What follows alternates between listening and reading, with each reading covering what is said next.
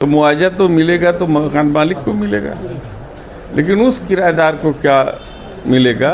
जो धरोहर वाराणसी के थे उन धरोहर को धीरे धीरे नष्ट किया जा रहा है। जो सरकार को करना चाहिए वो सरकार नहीं कर रही है। बनारस को मेट्रो चाहिए लेकिन वहाँ हिंडोला लगा रही है। परुड़ा नदी जो आज इतनी उसके पानी इतनी गंदी हो गई है कि उसमें आस्था की डुबकी लगाना जो है संभव नहीं है। दाल मंडी चौड़ीकरण को लेकर सपा के सांसद वीरेंद्र सिंह ने बीजेपी पर तीखा हमला बोला है। उन्होंने कहा कि बीजेपी सरकार वाराणसी की ऐतिहासिक और सांस्कृतिक पहचान को मिटाने पर तुली हुई है। दाल मंडी सिर्फ एक बाजार नहीं बल्कि बनारस की परंपरा और जीवन शैली का प्रतीक है। इसे तोड़कर सरकार विकास नहीं विरासत को खत्म कर रही है। वहीं सांसद ने कहा कि जनता ने भारतीय जनता पार्टी को विकास के लिए चुना था, न कि अपनी संस्कृति को उजाड़ने के लिए। वहीं समाजवादी पार्टी दाल मंडी के व्यापारियों और स्थानीय लोगों के साथ खड़ी है और उनकी आवाज को संसद तक पहुंचाएगी।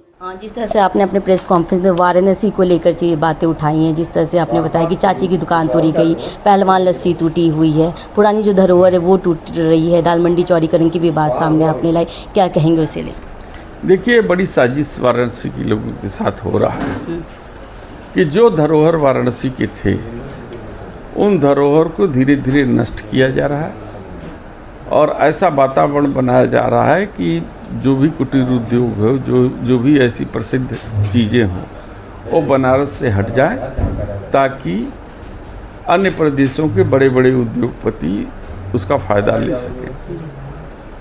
बनारस के काष्ठ कला आप जानते हैं कश्मीरीगंज में बहुत फेमस है। रेशम उद्योग के मामले में बनारसी साड़ी भी बहुत फेमस है।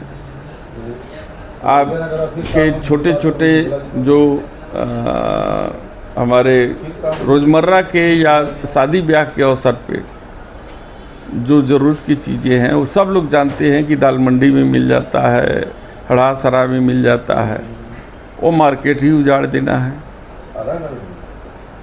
घुंघरानी गली, रेशम कटरा, ये सब हटा करके यहाँ की जो प्रसिद्धि थी जी उसको ख़त्म कर देना है। बनारस की गलियों को ख़त्म ही कर दिया गया। जिस तरीके से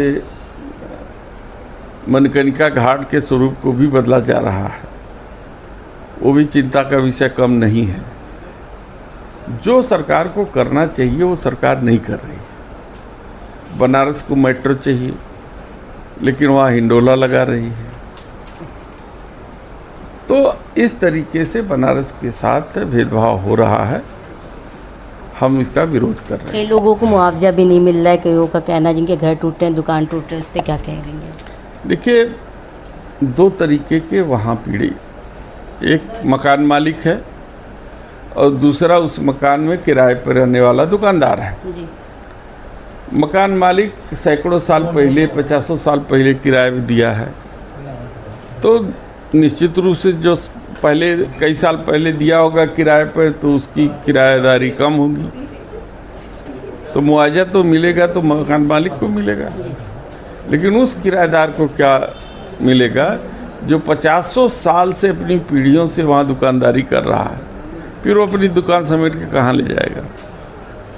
तो उसको विस्थापित करें, उसको जगह दे ताकि उसका भी रोजी रोटी चलता चले। तो ये बड़ा सवाल था हमारे साथ, पर ये भी आपसे जानना चाहेंगे, छठ पर्व एक दिन बाद ही इसकी शुरुआत होने वाली है। अगर घाटों की स्थिति वाराणसी की बात की जाए, तैयारियां अभी कुछ भी नहीं, वहाँ पे जो भी आ रहे हैं घाट पे जो पूजा करने के लिए, पहले ही वो बता रहे हैं कोई तैयारियां नहीं हुई, अभी भी जो मिट्टी है वो जमी हुई है। क्या कहना चाहेंगे, व्यवस्थाएँ जो यहाँ के प्रशासन की ओर से नहीं की गई? मैं कल जिलाधिकारी वाराणसी जी से बात किया था और उनको बताया कि छठ की तैयारी ठीक से कर लीजिए, क्योंकि बनारस में भी बहुत आस्था के साथ छठ लोग मनाते हैं। गंगा घाट के किनारे सफाई हो जाए और साथ ही साथ बरुड़ा नदी जो आज इतनी उसके पानी इतनी गंदी हो गई है कि उसमें आस्था की डुबकी लगाना जो है संभव नहीं है। तो मैंने कहा कि हमेशा हर वर्ष शारदा सहायक नहर के द्वारा बरुणा में पानी छोड़ा जाता है कि ताकि गंदा वाले पानी बह के निकल जाए और साफ़ पानी वहाँ घाटों पे रहे, जिससे महिलाएं अपना पूजा अर्चन कर सकें। हमने कहा कि इसको तत्काल आप व्यवस्थित कीजिए ताकि एक दिन में कितनी तैयारी हो पाएंगी सर, क्योंकि परसों से ना खाए से स्टार्ट हो रहा है महापर्व ये छठ का। भाई ये तो व्यवस्था करना प्रशासन का, हमारा काम करना है, उनको जागरूक करना, बताना बिंदुओं पर। नहीं करेंगे तो हम लोग देखा जाएगा, नहीं समाज को जागरूक करेंगे, हम लोग फावड़ा लेकर के जा करके उसको साफ करेंगे। जी चलिए, शुक्रिया हमसे बातचीत करने के लिए। आप देख सकते हैं समाजवादी पार्टी से सांसद चंदौली के यहाँ पे वीरेंद्र सिंह जी थे, उन्होंने जनवार्ता न्यूज़ से खास बातचीत की और आपको बता दें कि जितने भी मुद्दे हैं उन्होंने अहम मुद्दों पर बात किया।